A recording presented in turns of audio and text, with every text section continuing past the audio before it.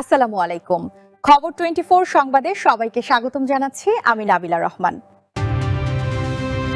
দক্ষিণ ভারতীয় রাজনীতিতে কি বড় পরিবর্তন আসছে? ক্ষমতার লড়াইয়ে কে এগিয়ে, ডিএমকে নাকি এআইডিএমকে? এতক্ষণ আপনারা শিরোনাম শুনছিলেন, এবার আসছে বিস্তারিত খবর।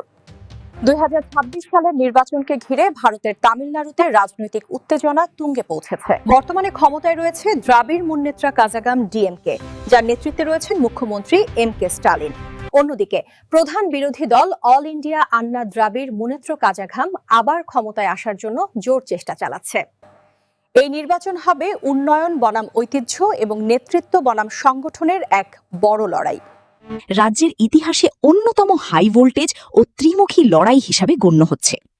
ক্ষমতাসীন ডিএমকে, প্রধান বিরোধী দল এআইএডিএমকে এবং অভিনেতা বিজয়ের নতুন দল তামিলনাগা ভেট্রি কাজাঘামের মধ্যে ক্ষমতার লড়াই জমে উঠেছে। বর্তমান পরিস্থিতি ও বুথ ফেরত সমীক্ষা, এক্সিট পোলস এপ্রিল-মে 2026 জরিপ অনুসারে ডিএমকে জোটের পাল্লা ভারী। অধিকাংশ বুথ ফেরত সমীক্ষা এবং জনমত জরিপ ইঙ্গিত দিচ্ছে যে এম.কে. স্ট্যালিনের নেতৃত্বে ডিএমকে জোট আবারও সরকার গঠন করতে পারে।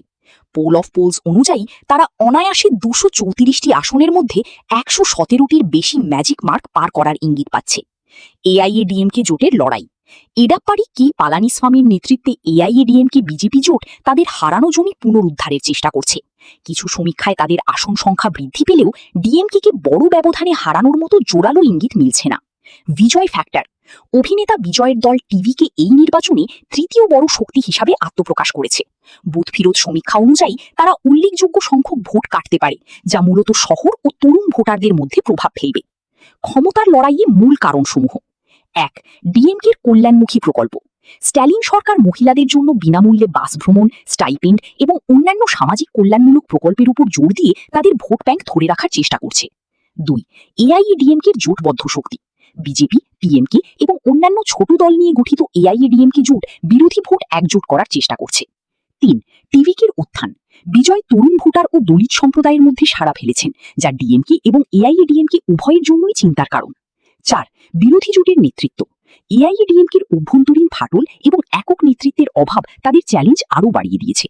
যদিও সমীক্ষাগুলি ডিএমকের ধারাবাহিক জয়ের ইঙ্গিত দিচ্ছে, তবে এআইএডিএমকে বিজেপি জোটের সমীকরণ এবং বিজয় টিভিকে ভোট কাটার ক্ষমতার উপরই নির্ভর করছে চূড়ান্ত ফলাফল। 4 মে 2026 ঘোষিত হবে।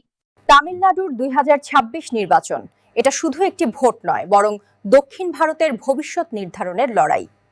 আপনার মতে কে জিতবে এই হাই ভোল্টেজ নির্বাচন? কমেন্ট করে জানাতে ভুলবেন না। সবশেষ আপডেট পেতে সাবস্ক্রাইব করে খবর 24 এর সঙ্গে থাকুন। আল্লাহ হাফেজ।